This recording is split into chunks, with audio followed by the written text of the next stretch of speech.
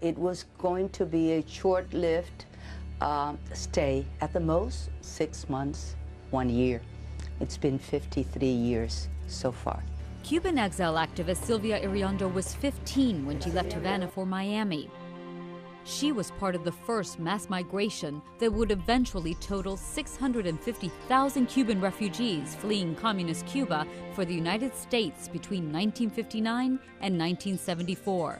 The sudden influx of Spanish speakers was met with resistance from some locals, remembers historian Arva Moore-Parks. What I witnessed was watching people saying, why don't they speak English? Why do they live together? Why don't they assimilate? Well, you don't assimilate instantly. You have to become part of a new culture, and particularly in the early 60s, no one thought they needed to assimilate. They were going to go back to Cuba. The focus for the newly arrived Cubans was the Bay of Pigs invasion, but its crushing defeat by Fidel Castro's forces meant that the dream of returning to a freed Cuba was gone. A lot of our friends were involved there. Some of them didn't make it back. It was quite painful for us. The attention turned to the growing numbers of Cubans arriving by the day. The Freedom Tower became the headquarters for the Cuban Refugee Center, where the new arrivals were processed, given basic medical care, and donations of clothes and food. Unaccompanied minors also started arriving by the thousands, thanks to Operation Pedro Pan. The Pedro Pan, all those kids, 14,000 kids that were sent abroad, separated from their parents, from their families, so that they wouldn't be indoctrinated. For nearly 2 years, Catholic Charities, led by Monsignor Brian Walsh, helped care for children whose parents were not allowed or unable to leave Cuba themselves, but were desperate for their children to live in freedom.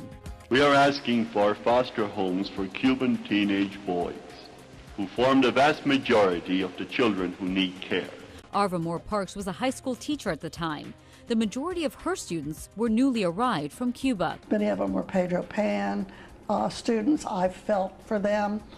Many were here without their parents and living with cousins or aunts and uncles or houses with lots of people. So I related to them. And I became very close to them and felt almost like a teacher, protector, mentor, because they didn't have anyone else. In October 1962 came the Cuban Missile Crisis. It's important that you follow the following survival requirements for individuals and families. These are shelter from radioactive fallout. Panic spread throughout South Florida when the U.S. discovered Soviet missile sites in Cuba. Families here started stockpiling food. We have been jammed up, we have been mobbed. People are buying like food is going out of style, primarily because of this Cuban crisis and our proximity to the Cuban situation. Miami became a focal point of tensions as the U.S. military dispatched troops and equipment across the region. It was a scary time for the whole United States, not just Miami. And at the time, people in Miami did not think that they were the bullseye. Years after the crisis was averted, twice-a-day freedom flights helped reunite many Cuban families here. Something that I will never forget is the unity that existed among families, among Cuban families and American families, helping each other. Before long, this first generation of Cuban refugees started learning English. I would like some water.